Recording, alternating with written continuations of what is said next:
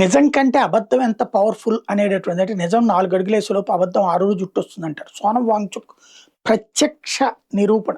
ఎందుకయ్యా అంటే అయ్యగారు ఏదో అద్భుతమైనటువంటి సైంటిస్ట్ అని ఇప్పటిదాకా ప్రచారం జరిగింది. తీరా చూస్తే అసలు సోనం వాంగ్‌చుక్ ఎవరు అన్నటువంటిది తేలింది. ఇతను కాదు. ఇతను ఏది కనిపెట్టింది లేదు ఇంతవరకు కూడా. చదువుల దగ్గర నుంచి అన్నిట్లలో కూడా విఫలమైనటువంటి వాడే. కానీ సోరోస్ మీడియా ఎవరో సక్సెస్ అయిన దాన్ని తీసుకొచ్చి ఇతను ఫోటోలు పెట్టి ప్రచారం చేసుకొస్తుంది. ఇతనికి అవార్డులు ఇచ్చుకొస్తుంది.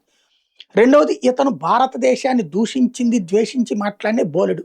చైనాతో భారత్కి లింకప్ చేసేందుకు ప్రయత్నిస్తున్నాడు. చైనా ఒకవేళ భారతదేశంలోకి ఎంటర్ అయితే లడఖ్లో ఆహ్వానం పలుకుతానని మాట్లాడినటువంటి ఒక దేశ ద్రోహి.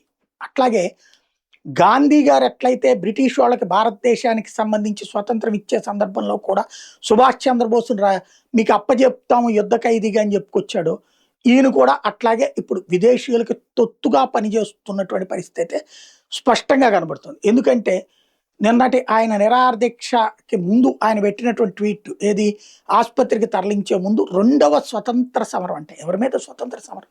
నిన్ను వచ్చి ఏ దేశం కూడా ఆక్రమించుకున్నాడు, నువ్వు ఏ దేశానికి అమ్ముడు పోయావు? చైనా వాడు వచ్చి ఆక్రమించుకోవడానికి వీలు లేని విధంగా నిజమైన స్వతంత్ర సమరం బీజేపీ గవర్నమెంట్ చేయాల్సి వస్తుంది, మోడీ గవర్నమెంట్ చేయాల్సి వస్తుంది. చైనా వాడికి పాకిస్తాన్కి అమ్ముడు పోయినటువంటి మేధావులు ముసుగులో ఉన్నటువంటి దరిద్రుల కారణంగా ఇబ్బంది పడుతున్నది ఈ దేశం.